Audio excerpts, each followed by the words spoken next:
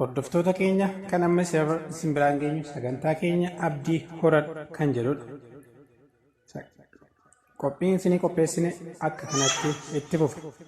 Chaanelii keenya sabiskiraayib godhaa, yeroo hunda dhaggeeffadhaa. Bara 1989 akka lakkoobsa Awurooppaatti biyya Armaaniyaatti sochiin lafaa reektarii iskeelii 8.2 qabu mudatee ture. Balaa kanaanis yeroo daqiiqaa 4 hin caalle keessatti lubbuun namoota 30,000 galaafatameera.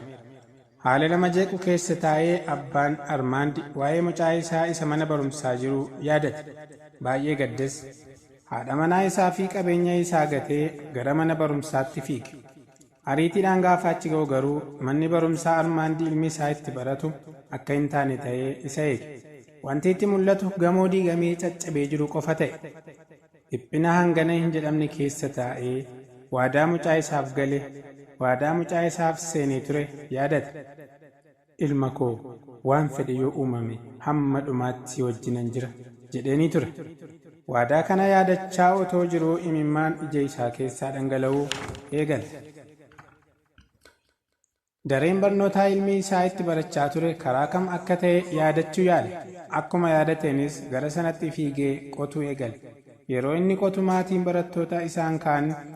barattootaa isaan kaan sagalee isaanii ol kaasanii iyyuun gadda isaanii mul'isaa turan. Gamoowwan mooraa sana keessa turan hurra'anii waan turaniif namni lubbuudhaan keessaa ba'a jedhanii waan hin yaadneef boo'ichaan ala tarkaanfii fudhatan hin qaban. Ni boo'u. Namichi garuu ni qota. Maatii barattootaa sana keessaa muraasni gara abbaa Armaandi dhufanii yeroon darbeera, yoona du'eera, amma eenyunuu gargaaruu hin dandeessu, ofumaa hin dhamayin dhiisi ittiin jedhan. Deebiin isaa garuu amma waan kana qotuu na gargaaruu dandeessu kan jedhu ture. Isaanis abdii kutatanii dhiisan. Yeroo murtaa'e booda hojjettoonni ittisa balaa abiddaa dhufanii bakka sanaa isa kaasuu yaalan. Ibiddi ka'aa jira, bakka maratti dhoohinsi uumamaa jira, balaa keessa jirta. Ilma kee nuti siif barbaannaatii ati mana keetti gali ittiin jedhan. Inni garuu isaan hin dhageenye. Amma waan kana qotuu na gargaaruu dandeessu kan jedhu qofa ture deebiin isaa. Dhiisanii deeman. Takka turanii poolisoonni gara isaa dhufan. Baay'ee gadditeetta, dhiphatteettas, garuu homaa gochuu hin dandeessu.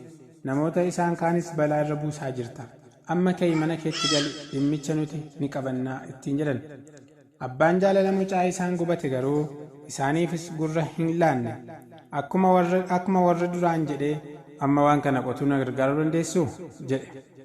Ejjennoo isaa akka inni hin jijjiirre baranii dhiisanii deeman.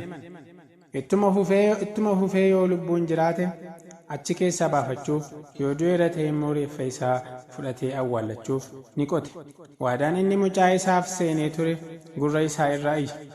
Ilma koo waan fedhe yoo uumame hamma dhumaatti si wajjinan jira jedha. Otoo addaan hin kutin sa'aatii 37 guutuu qote.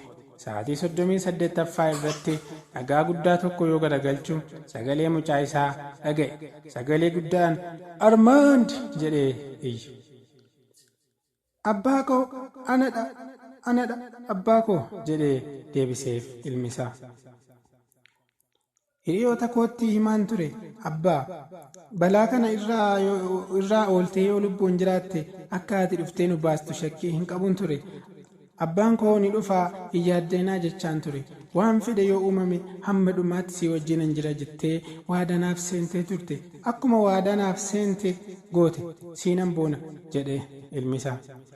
Abbaanis hamma ilma isaa ijaan argutti ariifatee amma maaltu ta'aa jira jedhee gaafate.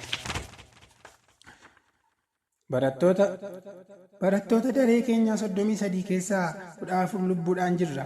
Kaan du'aniiru. Baay'ee beelofneerra. Dheebonneerras, sodaanneerras, dadhabneerras.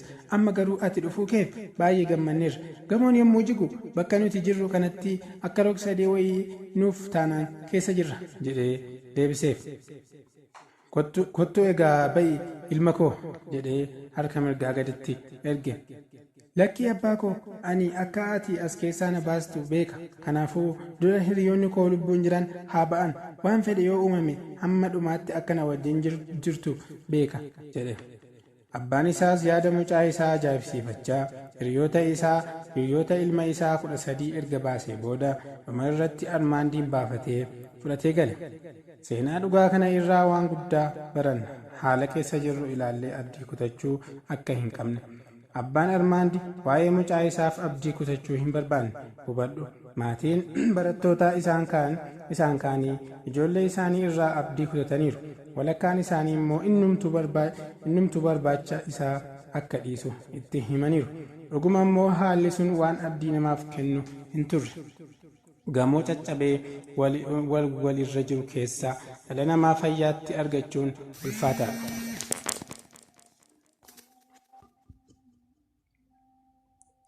Haa ta'u malee namichi kutataan sun abdii kutannaa malee jabaatee barbaade. Yeroo dheeraaf dadhabbii guddaadhaan lafa qote. Haala yeroo fi bakka keessa jirru ilaallee tasuma abdii kutachuu hin qabnu. Kutannoo dhugaan hojjennee wanti itti hin milkoomne tokkollee hin jiru. Haala abdii namaaf hin laanne keessa dhaabbannee abdii horachuu qabna. Ilaalcha nan danda'a jedhu qabaachuun nurraa eegama. Namichi kun otoo abdii kutatee akkuma warra kaanii barbaacha ilma isaa dhiiseera ta'ee waan guddaa tokko dhaba. Maali yoo jettan mucaa isaa isa baay'ee jaallatu. Jaalalli inni ilma isaaf qabu garuu akka inni abdii hin kutanne isa taasise. Otuma dhukkubsatuu didee keenyaan ilma isaa irratti jige irraa qote. Har'as siinan jedha. Wantoota naannoo keetti ta'aa jiran ilaaltee abdii hin kutatin. Waan barbaaddu sana hamma argattutti jabaadhuu barbaadi. Waan sirraa eegamu gochuutti hin laafin hojjedhu. Namoota abdii si kutachiisaniif gurra hin kennin. Isaan sababoota adda addaa siif dhiyeessuun yaalii kee karaatti akka dhiistus taasisuuf yaadu. Gonkumaa isaan hin dhaggeeffatin. Sababni isaan dhiyeessan maaliyyuu haa ta'u gurra kee hin kenniniif. Xiyyeeffannoon kee kaayyoo kee qofa irra ta'uu qaba. Kaayyoo kee irraa waan si maqsu kamiifuu iddoon kennin. Kaayyoo kee qabadhuu gara fuulduraatti deemi. Fuulduratti qofa.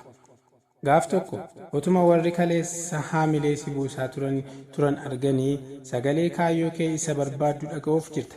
Akkuma abbaa armaan dadhabbii kee bu'aa dhabee hin hafu.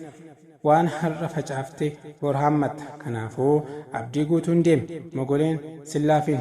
Kun dhaamsa qophii kan keenya har'aati. Sagantaa biraatiin qophii biraatiin hanga walitti deebinutti nagaan nuuf tura.